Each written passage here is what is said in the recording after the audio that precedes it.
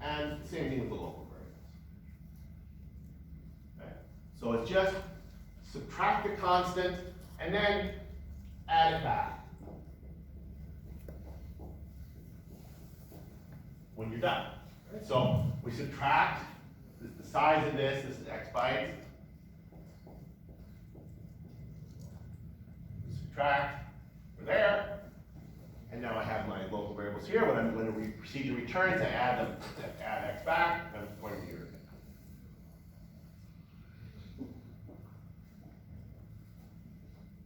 Does this make sense? Yes. Okay. So there's some more details to that, as I said, which we'll talk about on Wednesday. Just exactly what is the assembly code that makes this happen. And it's slightly more complicated than what I've shown here. We also have to get the values of the arguments stored, right? So that this number 1 needs to get stored in memory so that when the procedure starts running, A0 already has the value. But let's look now at how you generate code to access a local variable. Right? So we have a local variable L0. How do you access it? Well, where is it? It's right there. How do I know where it is? Because of that. It's at offset 0 from the stack. Now how about, in this case I've got L1. So L1, the offset 4. A0, offset, I think I have it, right? Oh, sorry, yeah, right, so there's something else there, which will come in. So in this case, A0 is,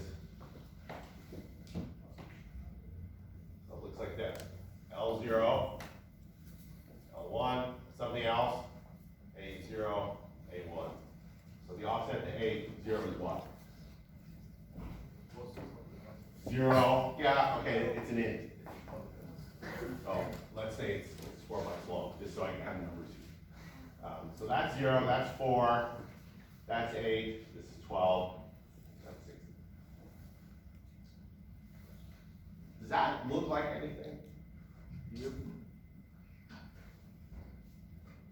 It looks like a struct, yeah. So access to local variables, I guess it says it on the slide, but access to local variables is like accessing a struct. Remember accessing a struct, you had a struct pointer, and elements of the struct, you put that in a register, and then elements of the struct are static offsets from that pointer. It's the same thing now with local variables and arguments. The stack pointer is the base, and L0 and L1 and so on are static offsets from that base. Now, something else. So what is the something else? Well, come back to this example. What I said was that in the very beginning of class, I said that in a procedure call, what we do is we put the return address in the register R6. And then we make a call over here. Erase all this stuff. And then we do what B is going to do, and then we return to the address that's stored in R6. And that doesn't always work. Why wouldn't it work?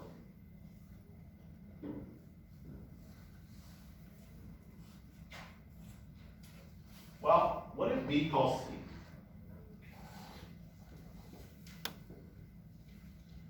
Well, for B to call C, what does it have to do? Well, it's going to do get me C, $6, R6, and jump to C, and then over here's C. It's going to return by returning R6. That takes me back to here.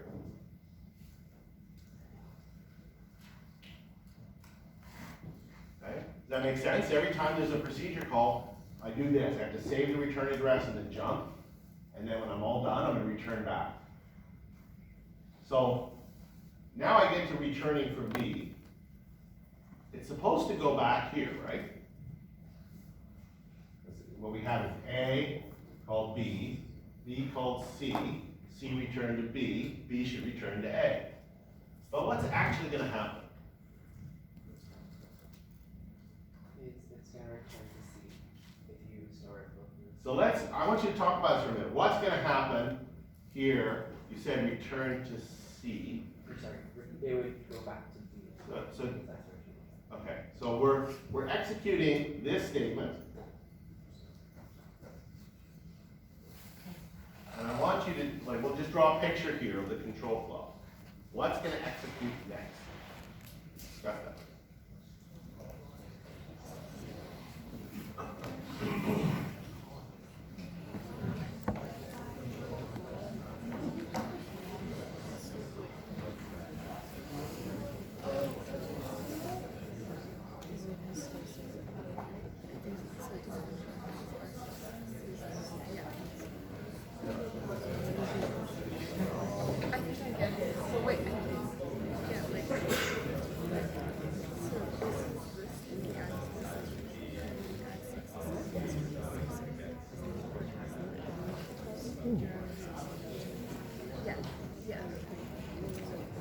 Okay, so what it's going to do, it's going to jump to whatever instruction is at the address that's stored in R6. So where is R6 pointing?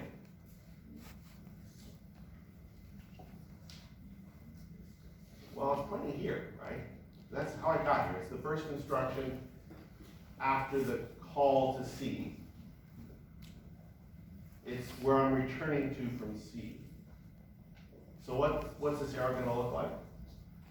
It's an infinite loop. It's going to be jumping to itself, which is not what we want. Right? And the problem actually is a general problem.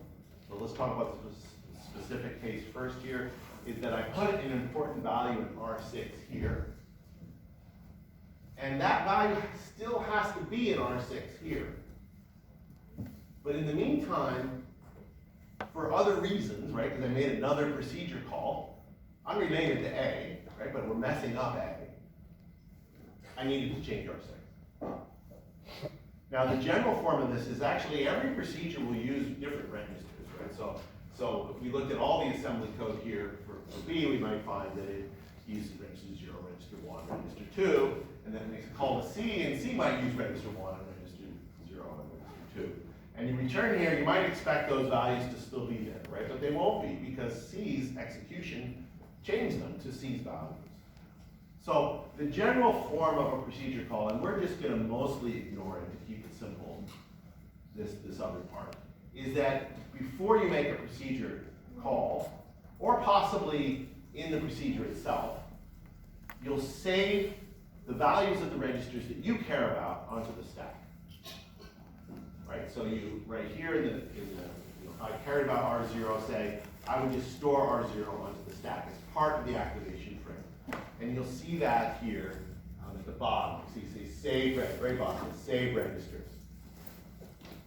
And then you'll do the other things that we'll talk about next time. And it's going to allocate this part, right? It's going to allocate the rest of the activation frame. And then it's also possible that in C0, you might say, well, I'm going to change some registers, so I'm going to save them before I change them. And that's why you might also see some save registers at the top. Now, the details of that you can ignore for this class, except that when you write, because you're going to be writing some assembly language and reading some, you're going to see sometimes you're going to need to save registers to the stack. And you can do it, you can put it at the bottom of the activation, at the top of the activation, it doesn't matter.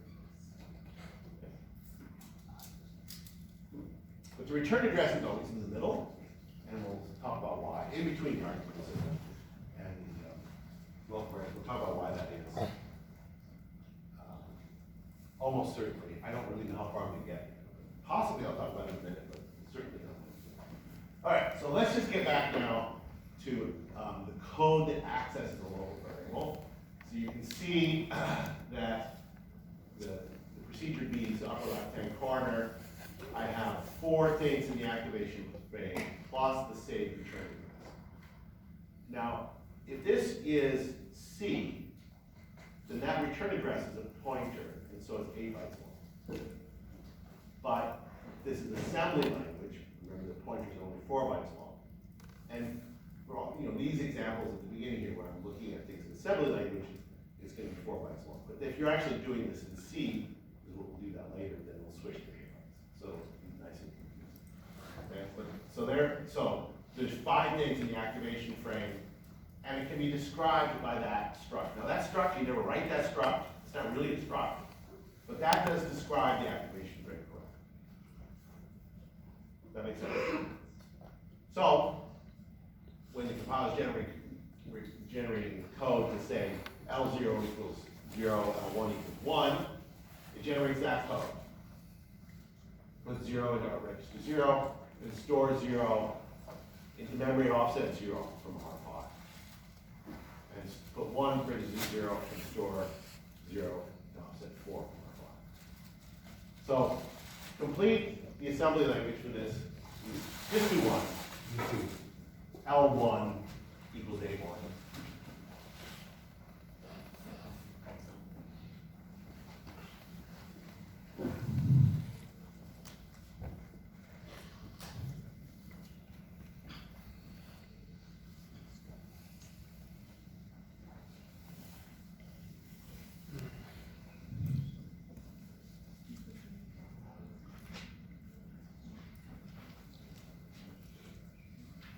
Okay, so help me out here. So L1 equals A1. So what's the first thing I have to do?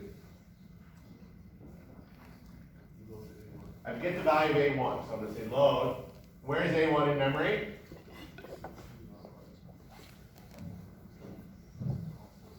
Offset 16 if a void star is only 4 bytes long.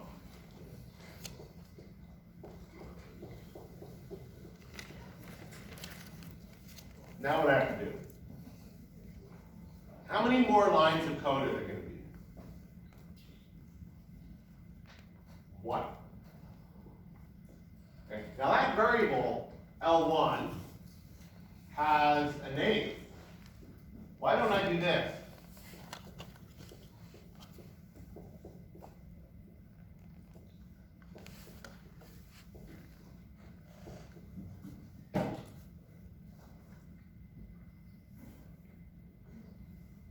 Because you know the offset of it, so you could just allocate it. Well, this is, put a constant into register 1. Constant's the label L1. And then store the value L0 into that location. This is correct if what? L1 is a global variable. Right? This is the compiler knows where L1 is. Okay? But the compiler doesn't know where. In fact, there's multiple L1s, as we've seen earlier in the class. So you don't do it that way. You have to do it like this: store R0 and to memory at location of L1, which I think is offset 4.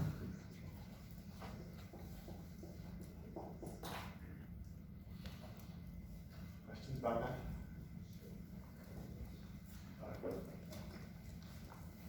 This is perfect timing. This is exactly what I planned. So here I have a global variable and a local variable. And I want to know, what is the value, or what can you say about the values of G and L during the activation of foo? So foo's been called, it hasn't returned yet. So both variables are allocated. G is in the static part of memory, L is on the stack. What do you know about their values? Neither one is initialized. So what's the value of G? 0. So global variables that are uninitialized are automatically initialized to 0, and you can depend upon them. How about L? It would kind of make sense to be 0 too, wouldn't it? But it's not. It's undefined. Why?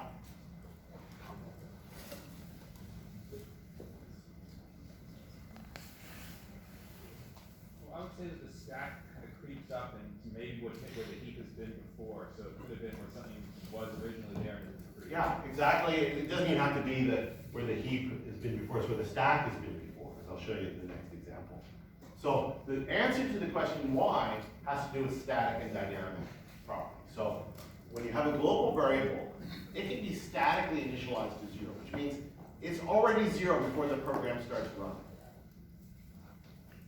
But when you have a dynamically allocated variable, and this is true also for things you say malloc, you might be reusing memory, so there might be something already there.